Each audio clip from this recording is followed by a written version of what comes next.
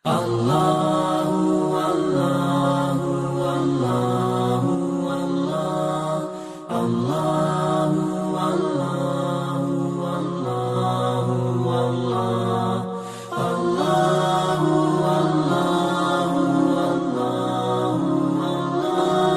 دیوار نفرتوں کے گراؤ تو بات ہے، دیوار نفرتوں کے گراؤ تو بات ہے، انسان کا شعور جگاؤ تو بات ہے۔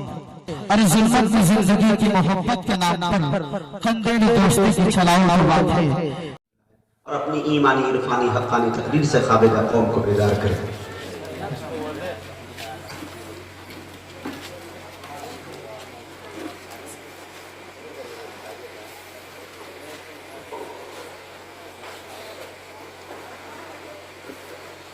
بسم اللہ الرحمن الرحیم الحمد للہ رب العالمین والصلاة والسلام علی رسوله الکریم اما بعد اعوذ باللہ من الشیطان الرجیم بسم اللہ الرحمن الرحیم ومکروا ومکر اللہ واللہ خیر الماکرین صدق اللہ العظیم۔ حضرات علماء کرام، بزرگان قوم و ملت، نوجوان دوستو، عزیز بچوں، ابھی ان بچوں کے سر پہ دستار باندھی گئی ہے۔ ان بچوں نے قرآن کریم مکمل کیا ہے۔ قرآن کریم کا یاد کرنا اللہ تعالیٰ کی بڑی نعمتوں میں سے ایک نعمت ہے۔ چھوٹی چھوٹی کتابیں لوگوں کو یاد نہیں ہوتی، لیکن قرآن کریم اتنی عظیم کتاب اور اتنی ضخیم کتاب ہونے کے باوجود ایک ایک حرف اور ایک ایک لفظ لوگ یاد کر لیا کرتے ہیں، اور بچے پورے کا پورا قرآن ایک بار میں پڑھنے کی صلاحیت رکھا کرتے ہیں۔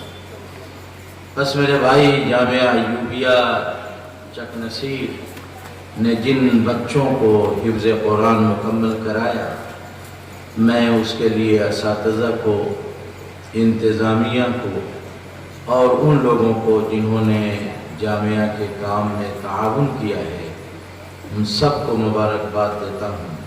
اللہ تعالیٰ نے ان سے بڑا کام لیا ہے، اور اس کام کا سلسلہ الحمدللہ دراز ہوتا جا رہا ہے۔ یہاں جب جامعہ کا قیام عمل میں آیا تھا تو امیر شریعت سادس حضرت مولانا سید نظام الدین صاحب رحمۃ اللہ علیہ، حضرت مولانا سید شمس الحق صاحب شیخ الحدیث جامعہ رحمانی مغیر تشریف لائے تھے، اور اس مدرسے کی سنگ بنیاد رکھی گئی۔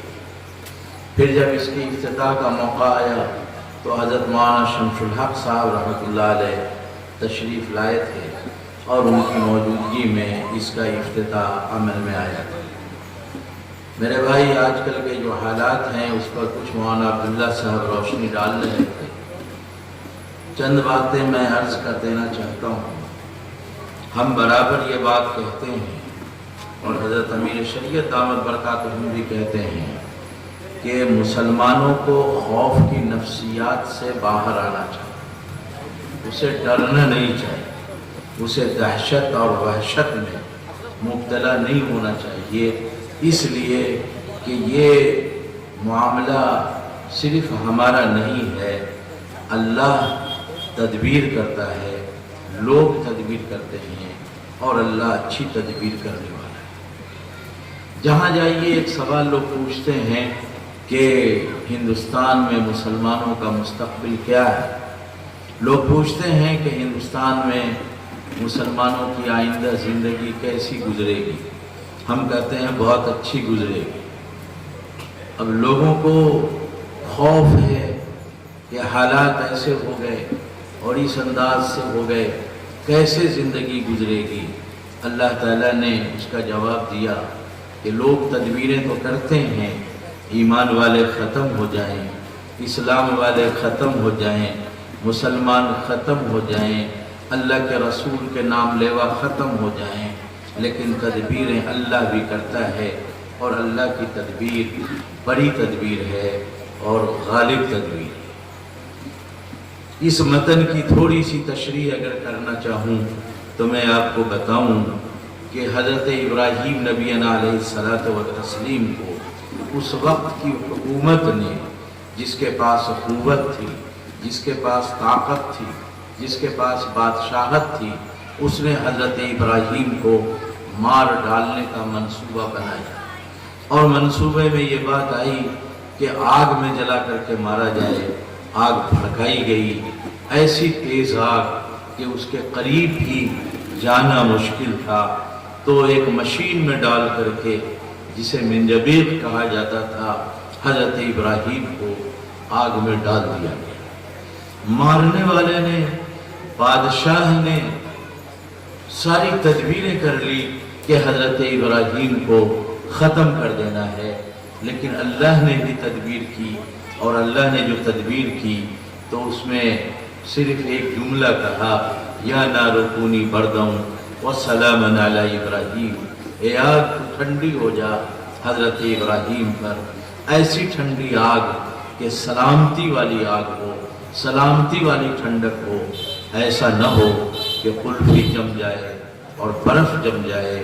چنانچہ آپ سب حضرات جانتے ہیں کہ وقت کی حکومت کس علی الرغم، اور بلکہ کہیے کہ خلاف حضرت ابراہیم نبی علیہ الصلوۃ والتسلیم کو اللہ تعالیٰ نے بچا لیا، اور نمرود کو اپنے منہ کی کھانی پڑی، اور ایسی کھانی پڑی کہ کہتے ہیں کہ مچھر ناک میں گھس گیا، اور جوتے جو ہے اس کے سر پہ مارے جاتے تھے، تب جا کر کے اسے سکون ملتا تھا، چین ملتا تھا، اور جوتے کھاتے کھاتے مر گیا۔ تو میرے بھائی، جو مخالف ہوتے ہیں ایمان والوں کے، جو مخالف ہوتے ہیں اللہ والوں کے، جو مخالف ہوتے ہیں اللہ کے رسول صلی اللہ تعالیٰ علیہ وسلم کے، اللہ تعالیٰ ان کے بارے میں ایسی تدبیریں کرتا ہے کہ وہ اپنی عام لوگوں کے لیے عبرت بن جاتے ہیں اور نشانی بن جاتے ہیں۔ تو حضرت ابراہیم کو مار ڈالنے کی پوری کوشش کی گئی، لیکن اللہ تعالیٰ نے انہیں بچا لیا۔ بس میرے بھائی، حکومت خلاف ہو، ختم کرنے کی سازشیں کر رہی ہو، لیکن اللہ تعالیٰ کی تدبیر غالب تدبیر ہے، اللہ کی تدبیر اچھی تدبیر ہے، اور اللہ کہتے ہیں کہ اللہ سے اچھی تدبیر کرنے والا کوئی نہیں۔ اسی طریقے سے حضرت موسیٰ نبی علیہ الصلوۃ والتسلیم کو وقت کے فرعون نے یہ حکم لگایا اور لوگ بتا دیا کہ کوئی نرینہ بچہ پیدا نہ ہو، اور پیدا ہو جائے تو اسے مار ڈالا جائے۔ آپ سب جانتے ہیں، آپ نے سنا ہے کہ اسی درمیان میں حضرت موسیٰ نبی علیہ الصلوۃ والتسلیم پیدا ہوئے، اس دنیا میں آئے۔ جب وہ ذبح کر دیتے تھے بچوں کو، قرآن کریم میں اللہ تعالیٰ نے نقل کیا، یذبحون ابناءہم، وہ اپنے بچوں کو ذبح کر دیا کرتے، وہ ان بچوں کو ذبح کر دیا کرتے تھے جو بچے پیدا ہو رہے۔ اس حالت میں حضرت موسیٰ نبی علیہ الصلوۃ والتسلیم پیدا ہوئے، اور اللہ تعالیٰ نے تدبیر کی، اور اللہ کی یہ تدبیر ایسی کارگر تدبیر ہوئی اور ایسی اچھی تدبیر ہوئی کہ حضرت موسیٰ فرعون کے گھر میں پرورش پا لیے، اور وہیں پل کے بڑے ہوئے۔ اللہ تعالیٰ نے حضرت موسیٰ کی حفاظت فرعون کے گھر میں کی، اور پرورش فرعون کے گھر میں کرائی۔ یہ اللہ کی تدبیر تھی۔ اگر اللہ کی یہ تدبیر نہ ہوتی تو حضرت موسیٰ کو بھی دوسرے بچوں کی طرح ذبح کر دیا جاتا، لیکن حضرت موسیٰ کو اللہ نے بچا لیا، اور حکومت مخالف تھی، پوری حکومت مخالف تھی، لیکن حضرت موسیٰ بچ گئے۔ پھر اس کے بعد جب حضرت موسیٰ نے دعوت دینی شروع کی، ایمان کی دعوت دینی شروع کی، اسلام کی دعوت دینی شروع کی، اللہ کی طرف بلانے کی، تو فرعون نے کہا کہ یہ جادوگر ہے، اور اس جادو کے زور سے یہ سب تماشے کر رہا ہے۔ اللہ تعالیٰ نے حضرت موسیٰ کو معجزہ دیا تھا، اور معجزہ میں یہ دیا تھا کہ لاٹھی کو زمین پر رکھ دیتے تو وہ سانپ بن کر کے چلنے لگتا، دوڑنے لگتا۔ اور جب بغل میں ہاتھ لے جاتے تو 14ویں کے چاند کی طرح ہاتھ چمکنے لگتا۔ یہ 2 معجزے دیے تھے۔ چنانچہ فرعون نے یہ کہا جادوگروں سے کہ تم سب کے سب اپنے اپنے کرشمے جمع کرو۔ فرعون کے جادوگروں نے کرشمے جمع کیے۔ کوئی شیر دہاڑ رہا ہے، کوئی سانپ دوڑ رہا ہے، کوئی بچھو جو ہے حملہ کرنا چاہتا ہے۔ اللہ تعالیٰ نے حضرت موسیٰ کے کہا کہ تم اپنی لاٹھی زمین پہ رکھ دو۔ حضرت موسیٰ نے زمین پر لاٹھی کو رکھ دیا تو سارے جتنے کرشمے جادوگروں نے جمع کیے تھے وہ سارے کرشمے کو اس لاٹھی نے ہضم کر لیا اور اس لاٹھی نے ہڑپ کر پتہ یہ چلا کہ اللہ کی تدبیر غالب آ گئی اور فرعون اور اس کے جادوگروں کی تدبیر ناکام ہو گئی اور کئی جادوگر ایمان لے آئے۔ فرعون نے کہا کہ تم کس پر ایمان لاتے ہو؟ میں سب سے بڑا رب ہوں، اور اگر تم نے ہم کو رب نہیں مانا تو ہم تمہارے ہاتھ کاٹ دیں گے، تمہارے پاؤں کاٹ دیں گے، تمہیں سولی پر چڑھا دیں گے۔ لَأُقَطِّعَنَّ أَيْدِيَهُمْ وَأَرْجُلَهُمْ مِنْ خِلَافٍ وَلَأُصَلِّبَنَّكُمْ فِي جُذُوعِ النَّخْلِ۔ اگر تم نے نہ مانی میری بات تو ہم تمہارے ہاتھ پاؤں کاٹ دیں گے اور سولی پر چڑھا دیں گے۔ بس میرے بھائی ایسی اللہ کی مدد آئی کہ وہ جادوگر بھی مسلمان۔ اس سے بھی بڑا موقع ایک آیا۔ حضرت موسیٰ نبی علیہ الصلوۃ والتسلیم بنو اسرائیل کو لے کر کے جا رہے تھے، راستے میں دریائے نیل پڑ گیا اور پیچھے فرعون کے لشکر، اور فرعون پیچھا کرتے ہوئے آ رہا تھا۔ اب یہ تھا کہ یا تو پیچھے جائیں تو فرعون کے لوگوں سے مقابلہ ہو، آگے جائیں تو دریائے نیل ہے۔ حضرت موسیٰ کو بے چینی پیدا ہوئی۔ اللہ تعالیٰ نے فرمایا کہ جو لاٹھی تمہیں ہے، تمہارے پاس ہے، اس لاٹھی کو دریا پہ مار دو۔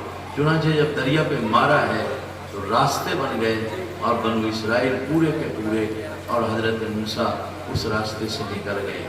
فرعون کی قوت، فرعون کی طاقت، فرعون کی سلطنت، فرعون کی حکومت اور فرعون کا ظلم اور جبر حضرت موسیٰ کو ہلاک نہیں کر سکتے۔ بس میرے بھائی، احوال چاہے جیسے ہوں، آپ کو یہ بات ماننا چاہیے، آپ کو یہ بات جان لینی چاہیے کہ اللہ کی تدبیر کے مقابلے میں دنیا سے کی بڑی سے بڑی طاقت کی کوئی حیثیت نہیں ہے۔ آپ سب جانتے ہیں کہ حضرت عیسیٰ علیہ السلام کو ان کی قوم نے کہا کہ پھانسی دے دیتے ہیں، سولی پر چڑھا دیا، آج مار ڈالنا ہے۔ اللہ تعالیٰ نے ایسی تدبیر کی کہ کہا کہ تم آج مارنا چاہتے ہو، ہم قیامت تک کے لیے اسے زندگی دے دیں۔ چنانچہ آپ سب جانتے ہیں کہ حضرت عیسیٰ نبی علیہ السلام یہ آخری وقت میں قیامت کے قریب پھر تشریف لائیں گے، تو مارنے کے لیے لوگ تیار تھے، اللہ نے زندگی عطا کی۔ آقا صلی اللہ تعالی علیہ وسلم کو ہجرت کی رات میں لوگوں نے گھیر لیا، گھر کو گھیر لیا کہ ہم آج ان کو صاف کر دیں گے۔ اللہ تعالیٰ کا حکم اسی دن ہو گیا کہ ہجرت کے لیے مدینہ جاؤ۔ عجیب و غریب معاملہ تھا، لوگ مارنے کے لیے کھڑے ہوئے اور حکم ہو گیا کہ مدینہ جانا ہے۔ آقا صلی اللہ علیہ وسلم اسی طرح نکل کر کے چلے گئے، اور نکلنے کے پہلے اللہ تعالیٰ نے انہیں ہدایت دی کہ ایک مٹھی مٹی لے کر کے سب کی طرف پھینک دو، جیسے ہی پھینکو گے یہ سب ان کی آنکھیں دیکھنے کے لائق نہیں رہیں گی۔ چنانچہ اللہ تعالیٰ کی یہ تدبیر کارگر ہو گئی اور آقا صلی اللہ تعالی علیہ وسلم ہجرت کے موقع سے ان کے سامنے سے نکلتے چلے گئے۔ قرآن کریم میں اس کا ذکر کیا اللہ نے، وَمَا رَمَيْتَ إِذْ رَمَيْتَ وَلَكِنَّ اللَّهَ رَمَى۔ یہ جو ایک مٹھی مٹی پھینکی ہے، یہ مٹی تم نے نہیں پھینکی، یہ تو اللہ نے۔ تو اللہ کی تدبیر ہوتی ہے تو ایک مٹھی مٹی کام کر جائے۔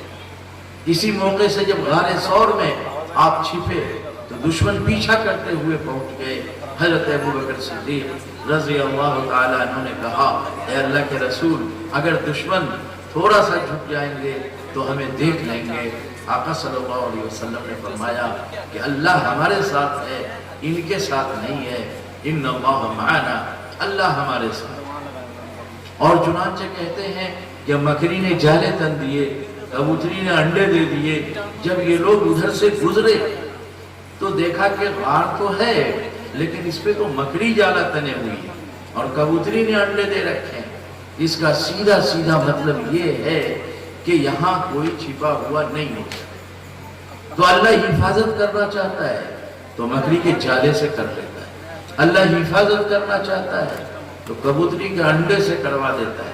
اللہ تعالیٰ کی حفاظت بڑی ہے اور اللہ کی تدبیریں بڑی ہیں، لوگوں ہمیں اس پر یقین رکھنا چاہیے۔ آپ سب جانتے ہیں، سنا ہوگا کہ ابرہہ نے کعبہ کو ڈھانے کے لیے سفر کیا اور مکہ میں آ کر کے جو چیز ملی اس کو جانور ملے پکڑ لیا۔ تو عبد المطلب اس کے پاس گئے اور یہ کہا کہ سنو، میرے اونٹ تم نے پکڑ لیے ہیں، میرے اونٹ چھوڑ دو۔ تو ابرہہ نے کہا کہ کیسے تم متولی ہو کہ کعبہ کو میں ڈھانے کے لیے آیا اور تم ایسا کہتے ہو کہ اونٹ چھوڑ دو، کعبہ کے بارے میں کچھ نہیں کہتے۔ تو عبد المطلب نے کہا کہ اونٹ ہمارے تھے، اس لیے ہم نے جو ہے تم سے کہا کہ چھوڑ دو، کعبہ ہمارا نہیں ہے، کعبہ اللہ کا ہے اور اللہ اس کی حفاظت کر لے گا۔ آپ سب حضرات نے سنا ہوگا کہ پرندوں کی چونچ میں اور پاؤں میں ایسی کنکڑیاں تھیں کہ جس پہ لگ گیا وہ سب کے سب صاف ہوتا چلا گیا اور ایسا ہو گیا جیسے ہاتھی کا کھایا ہوا پیخانہ ہو۔ بس میرے بھائی، یہ تمام واقعات میں نے آپ کو اس لیے سنائے کہ حالات بڑے نازک ہیں، حالات بڑے خلاف ہیں مسلمانوں کے، لیکن یہ اللہ کی طاقت سے بڑے نہیں۔ دنیا کی کوئی طاقت اللہ کی طاقت سے بڑی نہیں، تو اللہ کی طاقت پر یقین رکھنا چاہیے مسلمانوں کو اور ایمان رکھنا چاہیے کہ اللہ تعالیٰ کی نصرت اور اللہ کی مدد اور اللہ کی حمایت اور اللہ کی اعانت ہمیں حاصل ہے۔ اس لیے ڈرنے کی، خوف کی، وحشت کی، دہشت کی کوئی بات نہیں ہے، سب اللہ تعالیٰ کے ہاتھ میں ہے اور اللہ تعالیٰ جب چاہے احوال بدل دے۔ لیکن میرے بھائی، اس احوال کو بدلنے کے لیے ضروری یہ بھی ہے کہ ہم اپنے اعمال کی اصلاح کریں۔ حدیث میں آتا ہے اعمالکم امالکم، جو تمہارے اعمال ہیں وہی تمہارے حکمراں ہیں۔ اعمال صحیح ہوں گے تو حکمراں صحیح ہوں گے، اعمال خراب ہوں گے تو حکمراں خراب ہوں گے۔ میرے بھائی، آج جو حکومتوں کا معاملہ ہے وہ ان کا معاملہ نہیں ہے، وہ ہمارے اعمال کا معاملہ ہے۔ اعمال ہمارے بگڑ گئے، ہم بے عملی کے شکار ہو گئے، ہم اللہ کے راستے سے دور ہٹ گئے، ہم ایمان اور اسلام کے تقاضوں سے دور ہو گئے۔ اس لیے میرے بھائی، ہمارے احوال بدل گئے۔ امیر شریعت سادس حضرت مولانا سید نظام الدین رحمت اللہ علیہ فرمایا کرتے تھے کہ حکومتوں کے بدلنے سے احوال نہیں بدلتے، اعمال کے بدلنے سے احوال بدل جاتے۔ بس میرے بھائی، ہمیں اس کا بھی جائزہ لینا چاہیے کہ یہ موجودہ حالات میں ہم بے عملی اور بدعملی کو کس طرح دور کریں۔ ہماری مسجدیں ویران پڑی ہوئی ہیں، گاؤں میں 70% سے زیادہ لوگ نماز نہیں پڑھا کرتے ہیں، جھوٹ اور غیبت اور چغلخوری اور دوسری برائیوں کو گناہ سمجھتے نہیں ہیں۔ تو اللہ کی مدد لوگوں کیسے آئے گی؟ اللہ کی مدد کے لیے ضروری ہے کہ آپ اللہ کے بتائے ہوئے طریقے کے مطابق زندگی گزارنے کو تیار ہوں اور اللہ کے بتائے ہوئے طریقے کے مطابق زندگی گزاریں، تب احوال لوگوں بدلیں۔ لیکن جہاں تک اسباب کا معاملہ ہے، اسباب کے درجے میں ہمیں اپنی تیاری بھی کرنی چاہیے، اپنی تیاری بھی کرنی چاہیے۔ ابھی بتا رہے تھے مولانا کہ ووٹر ویریفیکیشن کا کام، ووٹر ویریفیکیشن کا کام چل رہا ہے۔ آپ اپنے گاؤں میں جائزہ لے لیجئے کہ کتنے فیصد لوگوں کا ویریفیکیشن ہو چکا ہے۔ یہ جن کے ذمہ کام ہے BLO کے، وہ اتنے سست واقع ہوئے ہیں کہ کام آگے بڑھتا ہی نہیں۔ یہ معاملہ تو ختم ہو گیا تھا۔ 15 اکتوبر آخری تاریخ تھی۔ حضرت امیر شریعت دامت برکاتہم نے الیکشن کمشنر کو خط لکھا، ہمارے 18 دارالقضاء میں 18 ضلع میں ہمارے قضات نے ڈی ایم کو درخواست دی کہ اس کی تاریخ کو بڑھایا جائے۔ چنانچہ اب یہ تاریخ 18 نومبر ہو گئی ہے اور دلی میں 31 اکتوبر تک ہے۔ بس میرے بھائی یہ کام آن لائن بھی ہو رہا ہے، آف لائن بھی ہو رہا ہے، بی ایل او کے ذریعے بھی کروا سکتے ہیں۔ اور یہ جو ہمارا لڑکا سب رات بھر نیٹ پر لگا رہتا ہے، واٹس ایپ پہ لگا رہتا ہے، ہائپ پہ لگا ہوتا ہے، لائک پہ لگا ہوتا ہے، یہ اپنی فنی مہارت اور نیٹ کی صلاحیت جو اللہ نے اس کو دی ہے، اگر وہ آن لائن لوگوں کا یہ کام کر دے تو یہ بڑا کام ہو جائے گا۔ 1 مہینے کا وقت کوئی بہت زیادہ نہیں ہے۔ جب پہلے والے وقت میں نہیں ہو سکا تو دوسرے والے میں اگر آپ نے سرگرمی نہیں دکھائی تو دوسرے والے میں بھی یہ معاملہ رہ جائے گا تو کیا نقصان ہوگا؟ پہلے ہوتا کیا تھا کہ ایک آدمی چکنسیر کا ووٹر ہے، وہ کلکتہ رہتا ہے تو کلکتے کا بھی ووٹر ہے، اس کا ایک بیٹا ہے دلی رہتا ہے تو چکنسیر کا بھی ووٹر ہے، دلی کا بھی ووٹر ہے، کلکتہ کا بھی ووٹر ہے، اور سب جگہ ووٹ ڈالنے کی اس کی حیثیت ہوتی۔ لیکن اگر ویریفیکیشن آپ نے نہیں کرایا تو اب یہ سمجھا جائے گا کہ آپ کہیں اور کے ووٹر ہیں، یہاں اس بوتھ پہ آپ کی دلچسپی نہیں ہے۔ پہلے نام کاٹنے کے لیے فارم بھرا جاتا، اب فارم کا کوئی معاملہ نہیں ہے، ویریفیکیشن نہیں ہوگا، ووٹر لسٹ سے آپ کا نام کٹ جائے گا۔ اس لیے اس بات کو ضروری سمجھیے اور اس کام کو یقینی بنائیے کہ ہمارے گاؤں کا کوئی شخص جس کا نام ووٹر لسٹ میں ہے وہ ووٹر آئی ڈی ویریفیکیشن کرائے بغیر نہیں رہے گا۔ اس کے لیے لوگوں کو آگے آنا چاہیے۔ ویریفیکیشن کے لیے لوگ کہتے ہیں کہ آدھار کارڈ چاہیے، آدھار کارڈ ضروری نہیں ہے، کوئی ایسا کارڈ چاہیے جو ووٹر لسٹ میں جو نام ہے اس سے میل کھا رہا، کوئی ایسا کارڈ، وہ راشن کارڈ بھی ہو سکتا ہے، وہ آواسیہ ہو سکتا ہے، وہ آپ کا لائسنس ہو سکتا ہے، وہ آپ کا پاسپورٹ ہو سکتا ہے۔ مسئلہ صرف اتنا ہے کہ ملا لیا جائے کہ جو ووٹر ہے وہ واقعی صحیح ووٹر ہے۔ کسی بھی کاغذ کے ذریعے آپ اس کام کو کروا سکتے ہیں، لیکن ویریفیکیشن کے لیے جو کاغذ دیں گے اس کاغذ میں اب ووٹر آئی ڈی میں نام برابر ہونا چاہیے، اور اگر ووٹر آئی ڈی میں نام غلط ہے تو اس کے صحیح کا بھی موقع بھی ہے، آپ اس کو صحیح بھی کروا سکتے ہیں، آسانی سے کروا سکتے ہیں۔ آدھار کارڈ میں اگر گڑبڑی ہے تو نام اور پتے کی تبدیلی 2 بار کروا سکتے ہیں، اور جنس اور ڈیٹ آف برتھ کی تبدیلی 1 بار کروا سکتے ہیں۔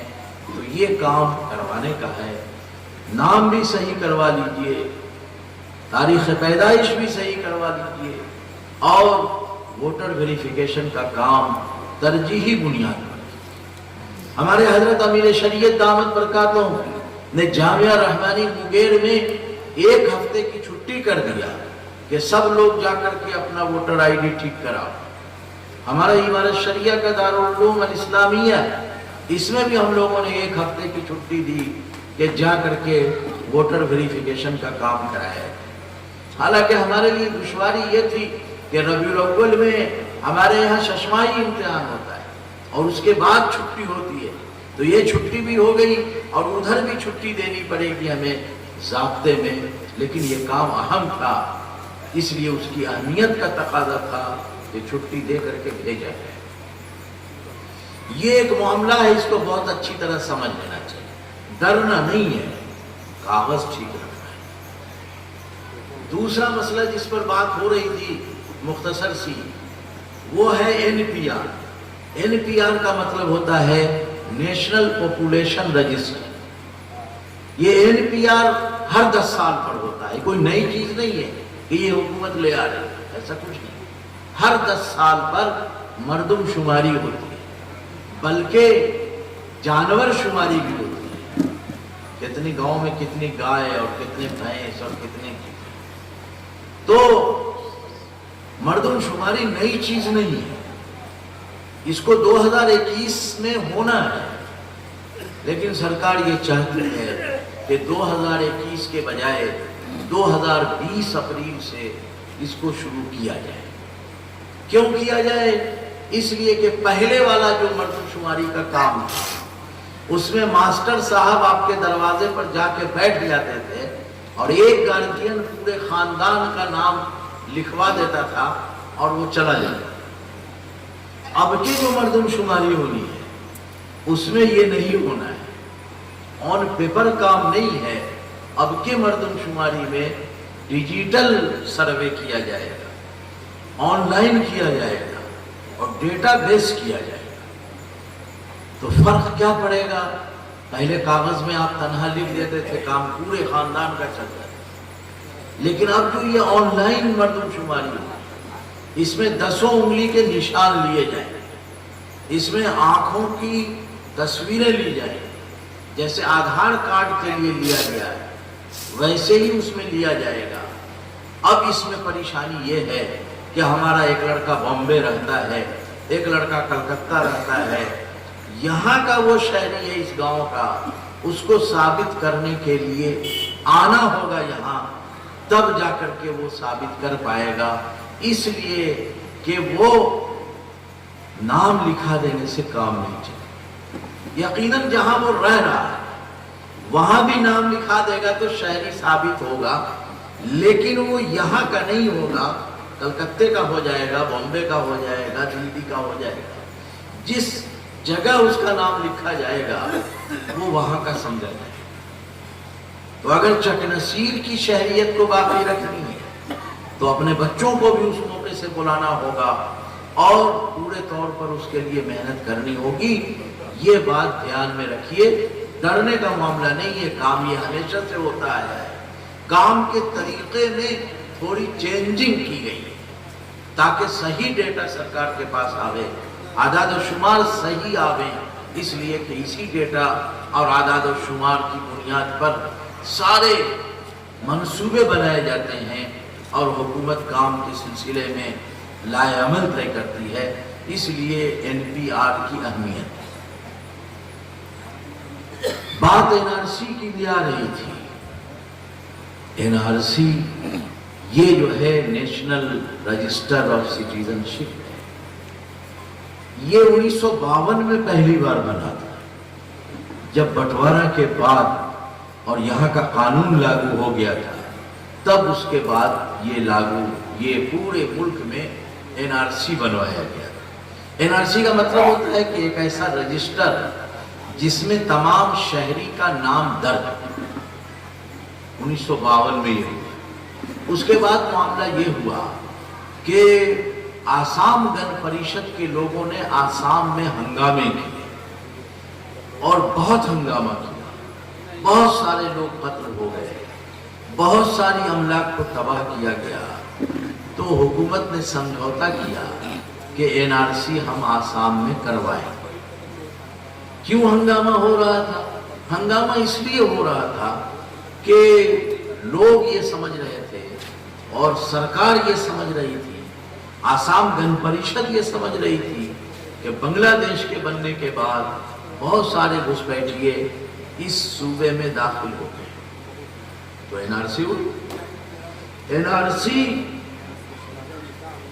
کا جب رزلٹ آیا، لسٹ شائع ہوئی، تو 40 لاکھ لوگ شہریت کی لسٹ سے باہر تھے، 40 لاکھ۔ اب یہ 40 لاکھ لوگ شہری نہیں ہیں، اور لطیفہ یہ تھا اس میں کہ فخر الدین علی احمد کا بیٹا جو اس ملک کا صدر رہ چکا تھا اور ان کے پوتے کا بھی نام اس لسٹ میں نہیں تھا۔ سرکار نے NRC کی جو لسٹ شائع کی اس میں ایک فوجی جس نے 30 سال تک کام کیا تھا، کئی اسٹار اس کی وردی پہ سجے ہوئے تھے، اس کا بھی نام NRC میں نہیں تھا۔ لطیفہ یہ تھا کہ بدر الدین اجمل صاحب جو پوری ایک پارٹی کے وہاں سربراہ ہیں اور ان کی اچھی خاصی سیٹیں آ جاتی ہیں، ان کا نام بھی NRC میں۔ اب MP کا نام نہیں ہے، MLA کا نام نہیں ہے، فوجی کا نام نہیں ہے، صدر جمہوریہ کے بیٹے پوتے کا نام نہیں ہے، تو سیدھی سی بات ہے کہ NRC کی لسٹ صحیح نہیں ہے، گڑبڑی ہے۔ چنانچہ یہ لڑائی پھر لڑی گئی، تو لڑائی لڑنے کے بعد اب 19 لاکھ لوگ وہ ہیں جو اس لسٹ سے باہر ہیں۔ لیکن پریشانی یہ ہو گئی لوگوں کی کہ پہلے یہ سمجھتے تھے کہ یہ سب گھسپیٹھیے مسلمانی ہیں، دوسرا نہیں ہے، لیکن جب NRC کی لسٹ آئی ہے تو 12 لاکھ لوگ وہ ہیں جو دوسری طرف کے ہیں، دوسرے مذہب کے مانتے ہیں۔ اب ان کی بے چینی بڑھی کہ اگر پورے ہندوستان میں NRC کروا دیا اور ہر اسٹیٹ میں یہی پوزیشن ہو گئی تب کیا ہو؟ تو اب مودی جی کہتے یہ ہیں کہ ہم شہریت ترمیمی بل لائیں گے، ہم ترمیمی بل لا کر کے ان تمام لوگوں کو شہریت دیں گے جو ہندو ہیں، جو سکھ ہیں، جو عیسائی ہیں، جو بدھ ہیں، جو جین ہیں، اس لیے کہ یہ ریفیوجی ہیں اور ان کو اس ملک میں کی شہریت دینا ہماری ذمہ داری ہے۔ اور جو گھسپیٹھیے ہیں ان کو چن چن کے نکال دینا ہے۔ اب یہ گھسپیٹھیے کون بچ گئے؟ ارے بھائی ہندو، بدھ، جین، سکھ، بدھ، بدھسٹ سب آ گئے، سب کو یہ شہریت دے گی۔ اور گھسپیٹھیے جب وہ بولتے ہیں تو مطلب ہوتا ہے کہ مسلمان کو نکال باہر۔ یقیناً یہ کوئی آسان کام نہیں ہے، لیکن نیشنل شہریت ترمیمی بل پارلیمنٹ میں اس کے پہلے والے میں بھی لائے تھے، تو راجیہ سبھا میں جا کر کے یہ بل رہ گیا پاس میں، لیکن اب کے ان کے پاس پارلیمنٹ میں طاقت ہے اور راجیہ سبھا میں دوسری پارٹی کے لوگ کیا کریں گے ان پر بھروسہ نہیں کیا جا سکتا۔ ہم دیکھ چکے ہیں کہ 3 طلاق بل کا کیا ہوگا۔ 3 طلاق بل میں پاس ہونے میں راجیہ سبھا میں پہلے رک گئی تھی، اب پاس ہو گیا۔ کیوں پاس ہو گیا؟ اس لیے کہ کچھ پارٹی کے لوگ نے بائیکاٹ کر دیا، باہر نکل گئے، تو کوئی باہر نکل کر کے مدد کر دیا اور کوئی ووٹ دے کر کے مدد کر دیا، اس لیے یہ بل پاس ہو۔ تو شہریت ترمیمی بل میں پتہ نہیں کیا ہوگا اور کون کس طرف چلا جائے گا، کچھ کہا نہیں جا سکتا، اس لیے اپنے کاغذات درست رکھنے چاہیے۔ کون کون کاغذ درست رکھنا چاہیے؟ بس ایک ثبوت تو اس کا ہو آپ کے پاس کہ آپ فلاں کے بیٹا ہیں اور فلاں کے پوتا ہیں، یہ آپ کو بہرکیف ثابت کرنا ہوگا، تبھی یہاں کی شہریت کے بارے میں۔ اب بیٹا کا معاملہ کیا ہے کہ ہم فلاں کے بیٹا ہیں، تو اب اس کے باپ کے کاغذ میں کہیں تو شیخ لگا ہوا ہے، کہیں انصاری لکھا ہوا ہے، کہیں ہمارے جیسا مولوی ہے تو قاسمی لکھا ہوا ہے، کہیں ندوہ کا فارغ ہے تو ندوی لکھا ہوا ہے، تو باپ کے نام میں یہ چینجنگ ہے۔ آپ کو ایک ہی نام کو ثابت کرنا ہوگا کہ یہ ہمارے ابا ہیں اور یہی نام ہے، یہی نام ہے، اس کے لیے آپ کو دستاویز دینے پڑیں گے، دکھانے پڑیں گے۔ اب باپ یہی ہے اور یہی نام ہے، اگر وہ سرکاری ملازم ہے تو سروس بک کام آئے گا، پاسپورٹ ہے تو پاسپورٹ کام آ سکتا ہے، آواسیہ کام آ سکتا ہے، لائسنس کام آ سکتا ہے۔ آپ کو کوئی نہ کوئی کاغذ سے یہ ثابت کرنا ہوگا کہ ہمارے ابا کا یہ نام۔ دقت یہ ہے کہ سب سے اہم پروف زمین کے کاغذات ہوتے ہیں کیونکہ وہ بہت قدیم ہوتے ہیں، مگر زمین کے کاغذات کا حال ہمارے یہاں یہ ہے کہ کوئی باپ کا نام کسی کے جمن میاں لکھا ہوا ہے، کسی کا بدھن میاں لکھا ہوا ہے، اور بیٹا تھوڑا سا پڑھ لکھ لیا تو سوچا کہ بدھن میاں تو نام ٹھیک نہیں لگتا ہے، عبد الرحیم نام رکھ دیتے ہیں ابا، تو بیٹا نے باپ کا نام رکھ دیا اور آدھار کارڈ میں وہی عبد الرحیم لکھوا دیا۔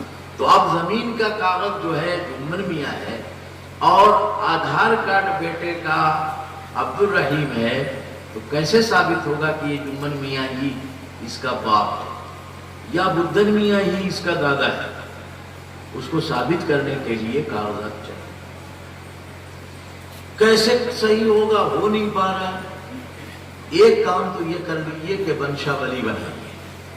بنشا ولی بنانا اس وقت اس لیے بھی ضروری ہو گیا ہے کہ کوئی زمین خرید بکری نہیں ہو سکتی جب تک اس کا داخل خارج نہ ہو، اور ہمارے یہاں داخل خارج کا حال یہ ہے کہ دادا اور پردادا کے وقت کا جو کھتیان ہے وہی کام آ رہا ہے۔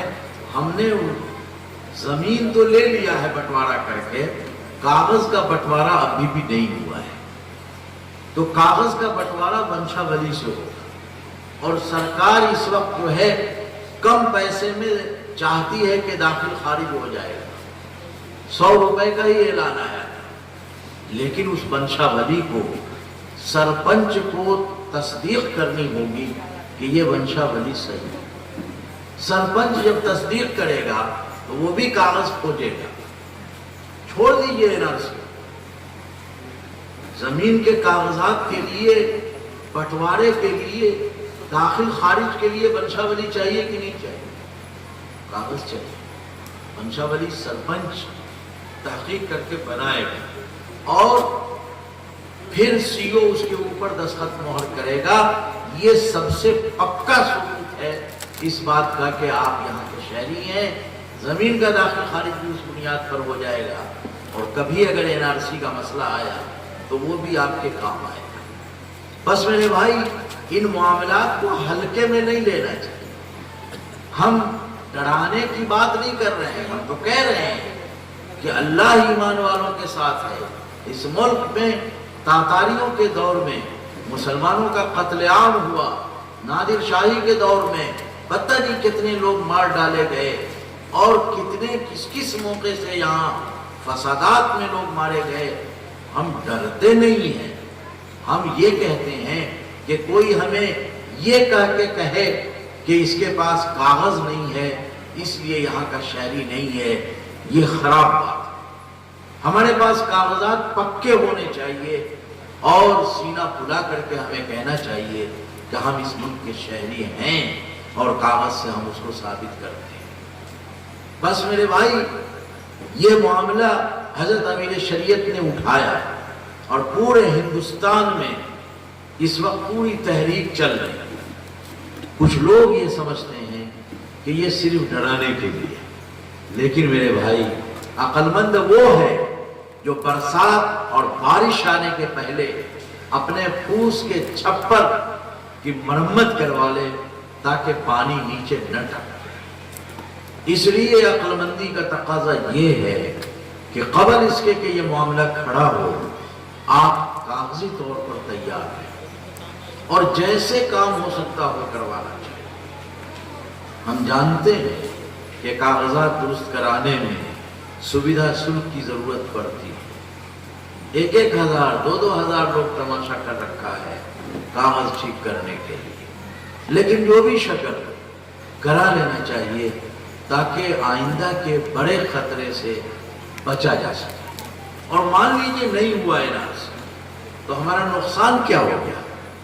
ہمارے سارے کاغذات درست ہو گئے تو ایک اچھا کام ہوا۔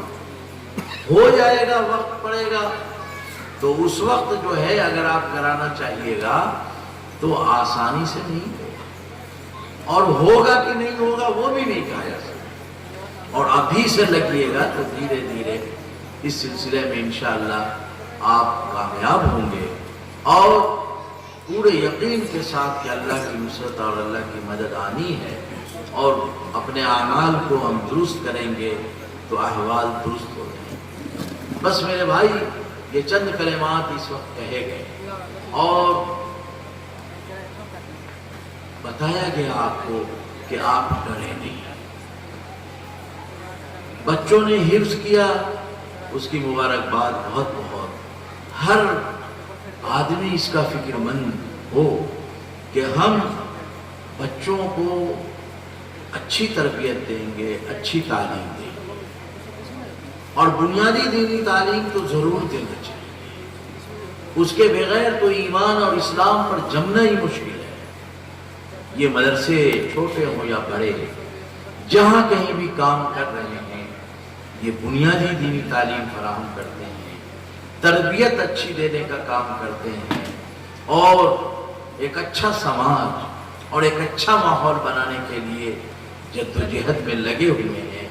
اس لیے ان کا تعاون بھی کرنا چاہیے، ان کو محبت کی نگاہ سے دیکھنا بھی چاہیے، اور جہاں تک ممکن ہو اس کو آگے بڑھانے میں اپنے کو بھی آگے بڑھا کر کے پیش کرنا چاہیے۔ ہمیں خوشی ہے کہ آپ حضرات نے جامعہ ایوبیہ کو پورا تعاون دیا ہے۔ ہمیں یاد ہے جب یہاں پر کام شروع ہوا تھا، جناب سلیم رضوی صاحب نے بہت بڑی رقم خرچ کر کے بلڈنگ تعمیر کی، اور آپ حضرات کا تعاون ملا۔ جن لوگوں کے زمین دینے کا تذکرہ خطبہ استقبالیہ میں جناب سلیم رضوی صاحب نے کیا ہے، وہ سب مبارکباد کے مستحق ہیں، انہوں نے اپنی آخرت بنا دی ہے۔ بس میرے بھائی، یہ مکاتب، یہ مدارس ہمارے دین کے قلعے، ان قلعوں کی حفاظت ہماری ذمہ داری۔ ہوتا کیا ہے کہ چھوٹی موٹی خرابی تو ہر جگہ ہوتی، اب اس کے پیچھے آپ پڑیے گا تو کام آگے نہیں بڑھے گا۔ کام کو اگر آگے بڑھانا ہے تو اس کی شکل یہ ہے کہ اچھے کاموں کی سراہنا کیجیے، اور برے کام، اگر کوئی غلط کام ہو گیا تو وہ بھی اس سے کہیے جو صحیح کر سکتا ہے۔ ہمارے یہاں ہوتا کیا ہے کہ غلط کام کو بازار میں بیان کرتے پھرتے ہیں۔ بھئی بازار میں بیان کرنے سے غلط کام اچھا ہو جائے گا کیا؟ نہیں ہو۔ لیکن جو ذمہ دار ہے اس سے اگر آپ یہ بات بیان کرتے ہیں کہ بھائی اس کی اصلاح ہونی چاہیے، تو سماج میں جو ہے تفرقہ نہیں پیدا ہوگا اور اصلاح کی شکل بن جائے گی۔ بگاڑ اس لیے پیدا ہو رہا ہے کہ ہم اپنی باتوں کو مارکیٹ میں، بازاروں میں، گاؤں میں اور گلیوں میں پھیلاتے رہتے ہیں، اور اس کے نتیجے میں بے اعتمادی پیدا ہوتی ہے، اچھے کام میں رکاوٹیں پیدا ہوتی ہیں۔ آپ حضرات کی ذمہ داری ہے، اور اچھی اور خوشگوار ذمہ داری ہے کہ آپ بچوں کی تعلیم اور تربیت کے لیے اپنے بچوں کو بھی مدرسے میں دیجیے۔ ہوتا کیا ہے کہ عمرہ اپنے مال کی زکوٰۃ تو دے دیتے ہیں مدرسے میں، بچے نہیں دیتے، اور پوچھئے ان سے کہ بھائی بچے کیوں نہیں دیتے، تو کہتے ہیں کہ پڑھے گا مدرسے میں تو کھائے گا کیا۔ اور پوچھئے کہ بھائی مولوی صاحب، تو کہا مولوی صاحب تو بہت کھاتے ہیں، تو مولوی صاحب کو بہت مل رہا ہے، وہ اپنے بچوں کو مولوی نہیں بنا رہے، تو اپنے بچوں کو بھی مولوی بنانا چاہیے، اور صرف زکوٰۃ دے کر کے نہیں چھوڑ دینا چاہیے مدرسوں کو۔ اپنے بچوں کو مولوی بنائیے گا تو آپ کے گھر میں بھی اصلاح کا کام ہوگا، عورتوں میں بھی اصلاح کا کام ہوگا، بچوں میں بھی اصلاح کا کام ہوگا۔ بس اس کو مہم بنائیے، تحریک کے طور پر کام کیجیے، اور اس بات کی پوری کوشش کیجیے کہ کوئی بچہ بنیادی دینی تعلیم سے دور نہ رہے۔ اللہ تعالیٰ اس مدرسے کی خدمت کو قبول فرمائے، لوگوں کے قلوب کو اس کی طرف متوجہ فرمائے، اور پورے طور پر تعاون کا جذبہ پیدا فرمائے۔ ہمارے مولانا مجاہد حسین حبیبی صاحب نے بہت صحیح بات یہ کہی، میرے ذمے میں دعا ڈال رکھی تھی لوگوں نے۔ اب یہ مولانا امان اللہ صاحب جو اللہ کی امانت ہیں اور نستا سے تعلق رکھتے ہیں، واقعہ یہی ہے کہ دعا کرنے کے حقدار یہی ہیں۔ اس لیے میں نے مولانا سے یہ کہا کہ مجھے سفر بھی کرنا ہے، باتیں بھی سنانی ہیں کچھ نہ کچھ۔ سلیم بھائی چھوڑنے کو تیار نہیں، ہم نے کہا کہ بھائی مجھے چھوڑ دو۔ اب دو دو تین تین پروگرام اگر ایک رات میں کرے گا آدمی تو حالت یہی ہوگی کہ کہیں دیر میں پہنچے گا اور کہیں کا معاملہ گڑبڑا جائے گا۔ بس میرے بھائی इतनी ही बात पर मैं अपनी बात ख़त्म करता हूँ। आप सब हजरात की ख्वाहिश रही होगी कि जनाब मुज़म्मिल हयात साहब की नात सुने और मुजाहिद हसनैन हबीबी साहब की जो तवील नौमसरी होती है वो भी सुने, लेकिन ये दोनों मेरे मिजाज को चुके जानते हैं, इसलिए इन्होंने इस पर इसरार नहीं किया और इस हद तक मुख्तसर अनाउंसरी की कि अनाउंसर की जिम्मेदारी होती है मजमा को समेट देने की, उससे भी इन्होंने गुरेज किया कि थोड़ा वक्त शायद उसमें ज़्यादा लग जाएगा। अल्लाह इन सब को मेरी रियायत करने का बेहतर बदला अता फरमाए। व आखिरु दावाना अल्हम्दुलिल्लाहि रब्बिल आलमीन।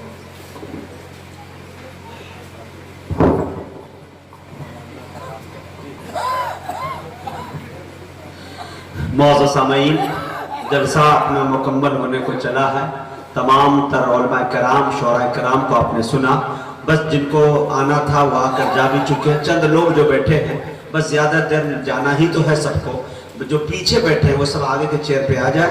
बस 2 से 4 मिनट 10 मिनट कीमती बातें कह के दुआ कर देते हैं। मौलाना अमानुल्लाह साहब के बारे में मैं बता दूं कि आप यूट्यूब वगैरह पे सुन सकते हैं। बड़े खतीब का नाम है, उन्हें मजमा चाहिए था बोलने के लिए, लेकिन क्या कहें, मजमा मुंतशिर हो गया। मुख्तसर से लोग, जामे लोग बचे हैं, तो दुआ में शिरकत करने चुके। तहज्जुद का वक्त है, दुआ की कबूलियत का वक्त है, ये ख्याल रहे। परिंदों के लबों पर भी तिलावत जाग जाती है, सहर होते ही शाखों पर इबादत जाग जाती है। मुकर्रर